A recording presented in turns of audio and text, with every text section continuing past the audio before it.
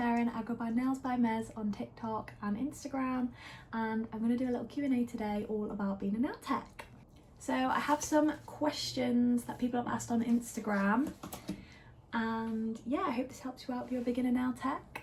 Question 1 is, how old are you? I'm 22 and I was 20 when I started doing nails.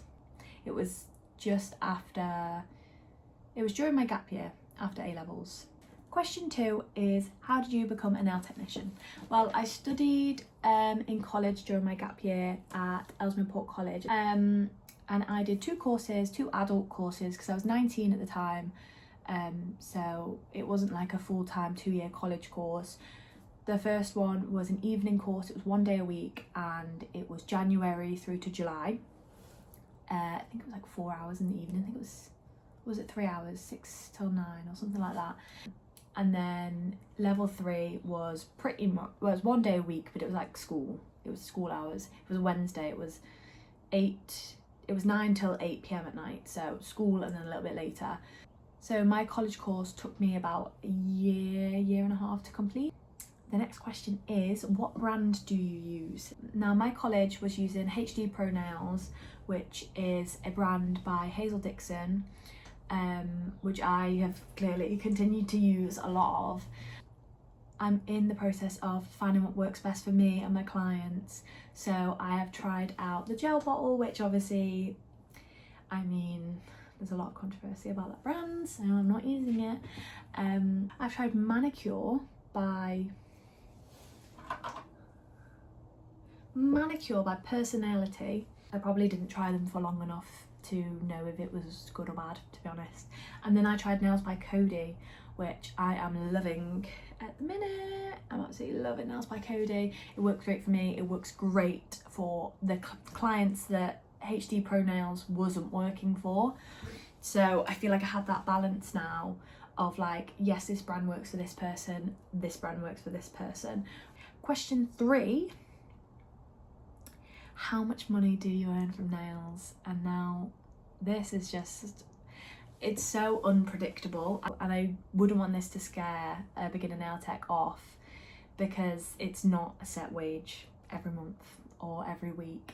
It can change drastically. And I mean, you just have to work your way up to get clients that want nails all year round, pretty much. You'll have your busier months.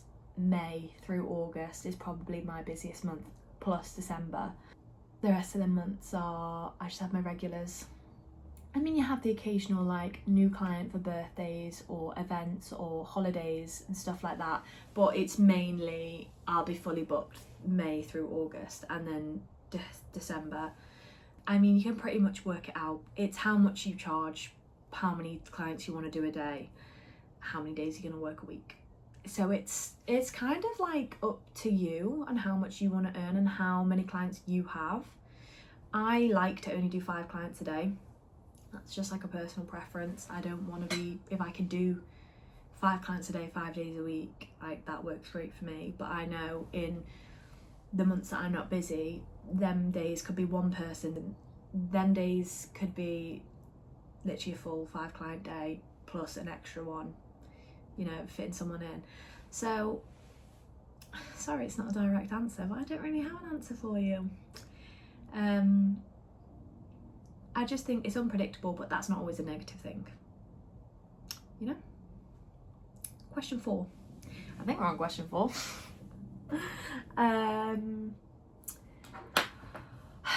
It's the debate, working from home or working from a salon. Now, I've never worked in a salon, so I don't feel like I can properly have an opinion on it, but obviously I did look into working in a salon, not for a salon because it was self-employed, in a salon, and so I kind of know the prices that you have to pay for rent.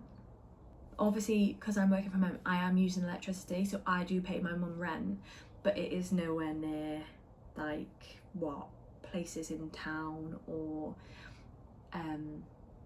in salons actually charge. I think it can be anything from £20 to £80 for a day in a salon, depending on like where that salon is, whether it's in the centre of town or whether it's out of town.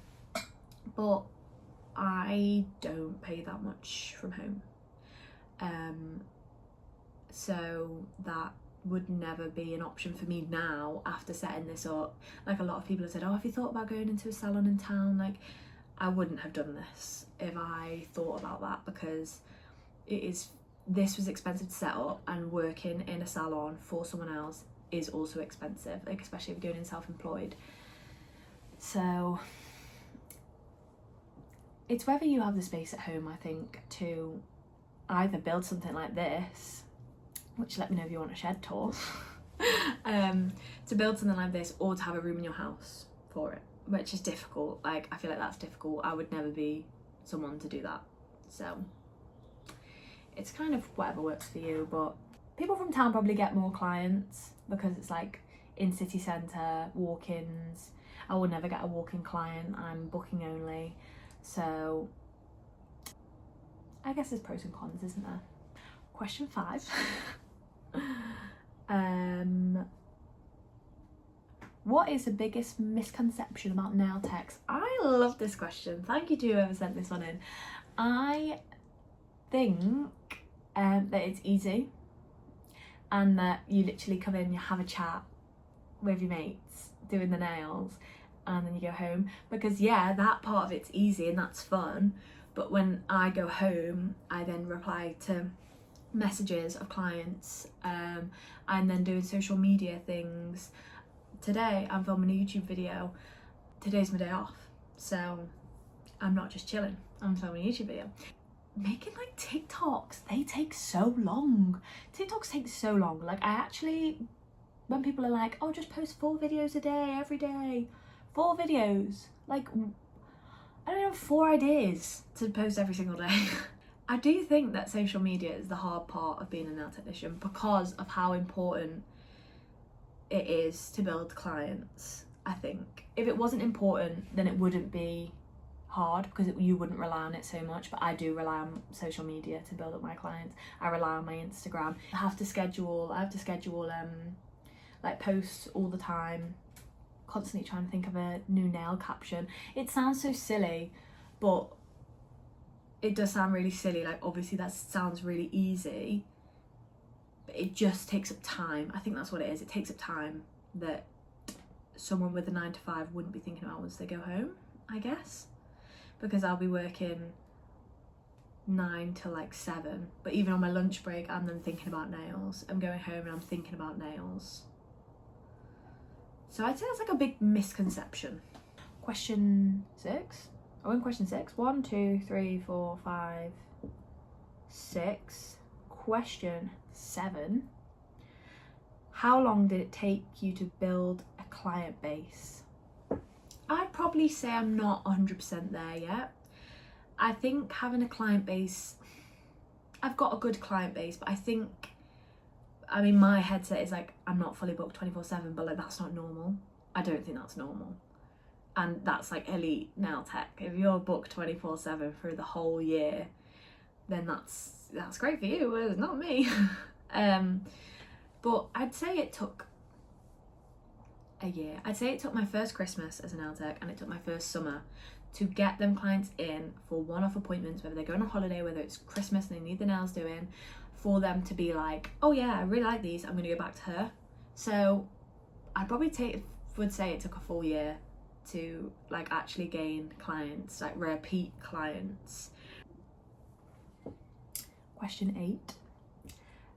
What's your proudest career moment? Probably winning. I mean, it's not. Is it career moment? I wasn't working. Probably not a career moment, but my proudest moment to do with nails is winning competition. I won. I mean, my awards over there, but I can't see what they say. I won 4 awards, and then I think I got a second medal, if not all bronze medals. Third, I think I came third a few times. One was for mixed media box art for nails, which, if you don't know that, I could do a full video on like what the competitions are and like what you had to do and everything. And I can get my pieces, I've got everything at home to show you guys, but I won Mixed Media Box Art, I won Insta Nail, and I won Manicure category.